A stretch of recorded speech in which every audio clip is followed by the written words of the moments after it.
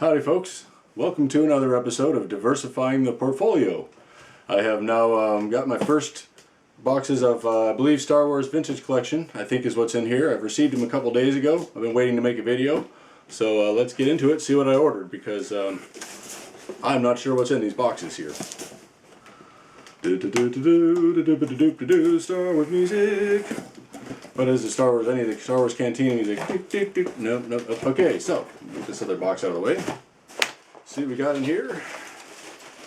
All right, just one figure. Ooh, baby, Darth Vader. You gotta say that's an exciting figure to be your first one to open. Oh, what luck is that? I'm excited. So this one was a little expensive. They're no longer retail, but I think it was just about $20. Looked around for them and. Obviously I got him by himself, I believe. Wow. Darth Vader. This is the Rogue One version. He's got more of a rubberized cape here in the front than the previous version. I think the Return of the Jedi version, something like that, that has an all-cloth cape, but that one is more expensive if you can find them because they're all secondary market at this point. This one I really like. He's got some red tinted eyes. His eye lenses are red tinted, and that looks really cool to me. I actually kind of do remember. Do I remember them actually looking like that, or does it just seem like that in my mind? I guess I'm just creating that memory in my mind. I always thought it was black. Anyway, like a lightsaber that he comes with now. That's a very cool update. And these guys apparently have a little more articulation than the 5 points of the figures I grew up with. I think these also bend at the knees and possibly the elbows, so very cool. I don't plan on opening them yet, but at some point I probably will open them up and have my armies displayed once I get enough of them and a place to display them. So that is exciting stuff. Darth Vader was always my favorite character as a kid. Probably, well, was he my favorite? I don't know. He was definitely my dad's favorite, and he was one of my favorites because of obviously his powers. You know, as a kid, every kid wants the power, and so Darth Vader is somebody we could look up to. But of course, we also looked up to Luke and Han, and probably Leia even. Yeah, I also like the Stormtroopers. They were cool looking. Vader just had that intimidating, imposing look, all black. What more can you say? Then I found out later that he was had that samurai-styled helmet, which I liked. I also got into samurai stuff when I was a kid. So that's cool. Originally Vader was, Lucas had in mind him being played by an elderly Japanese character actor, who I really like the actor, but I think that guy refused to play Vader. He was in the TV series Shogun as Toranaga himself, I believe, and he was going to be, he's who Lucas had in mind for Darth Vader, but when he decided he wouldn't do it, they decided let's just mask Darth Vader completely, but still go with kind of a samurai theme. And so that's kind of why his helmet has that samurai look to it. And I'm not sure why the cape, but just superheroes, you know, that kind of thing. Just makes him look more intimidating having a cape. Anyway, just awesome. Vader was always awesome. Everybody wants the choke power, right? When you're in traffic and you just want to keep people moving. You just wish you could just do the Vader choke on people. Someone cuts you off, something like that. Yes. I hear myself becoming my father as I get older. Anyway, let's move into this box here. Wish I could find the seam better. I'm probably cutting and he's digging in the wrong place. Yeah, cutting through the box instead of the tape here. He's digging in the wrong place. Alright, let's put Vader off to the side. And it's a really nice card back too, I gotta say. That came in great shape. Can't remember, that's the good part about all this. Who do we got here? Ooh, the Death Star droid.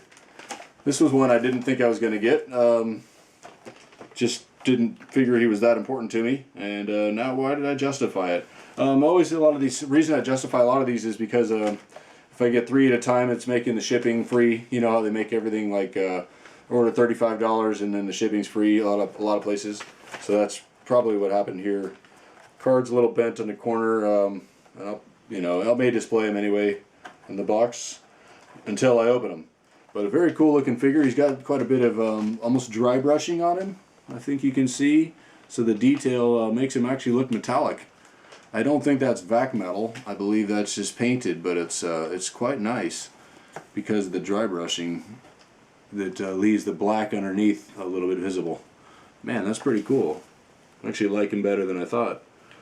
Yeah, I think part of the reason I think I saw him was because one place where I saw him he was, you know, $12 or something, but other places he's 18 or 20. That's an interesting thing about this. The fear of loss gets triggered by looking around at different sites. Some sites don't have them at all.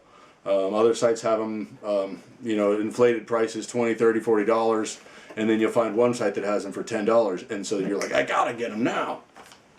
That seems to be what's driving a lot of this collecting for me, is the fear of missing out, the fear if I don't get them now, then they're not going to be available later, or they will be at an inflated price, and I won't be able to get them. So here we have the Tusken Raider, I think the Sand Trooper we called him when I was a kid. Very nice looking. This guy's really well updated. His head sculpt looks great. Wow, look at the teeth on him. I didn't recognize that. Whoa! And those just cool looking eye pieces that he wears. Monocles on both eyes, something like that. This one, package-wise, his shoulder's fallen off a little bit. His clothing. He's always nice to buy these in store if you could find them, because then you can choose the one that looks the best in package. But I don't always have the option. My Target does not carry very many of these, or much of anything really. That does bring to mind today the Target. My Target, the local Target I go to, has finally got the Origins deluxe figures of Ram Man and Clamp Champ, and let's see who else, and Skeetor. I was very surprised to see those there, but I think it also is a sign that the line is coming to an end. Anyway, this guy is cool looking. I almost didn't get him either, but same thought was that, yeah, we may run out of chances to get him if I don't get him, and he's just a cool looking alien. Cool to populate your Star Wars universe with cool looking aliens. That's kind of why Star Wars figures, that's one of their big appeals. Yeah, did we have this figure as a kid? I don't remember this, if I had him. I don't think I had all that many Star Wars figures as a kid. I think maybe 20, maybe at the most. Which is a lot to some people, but not, I think, compared to some of the others like G.I. Joe, I think we had a lot more. And we've got, Jedi Lando. Another one. I thought I might not buy him, but then I thought, you know, if I don't buy him, I'm probably going to regret it. The Lando I mainly want is the one that's out now, the Bespin Lando, where he has the blue cape, it's kind of nicely decorated. I think I have him on order too. We'll see if he's in one of the other boxes I have. But for now, let's just look at this Lando. Very cool looking sculpt. I'm really impressed with these updated sculpts, and I don't know if the figures are smaller than the old school figures. I think they are a little slighter. I think the older figures were just a little thicker in their legs and arms, and even their bodies. But same scale height wise, obviously. But I feel like these guys are a little more slighter build, probably more anatomically correct.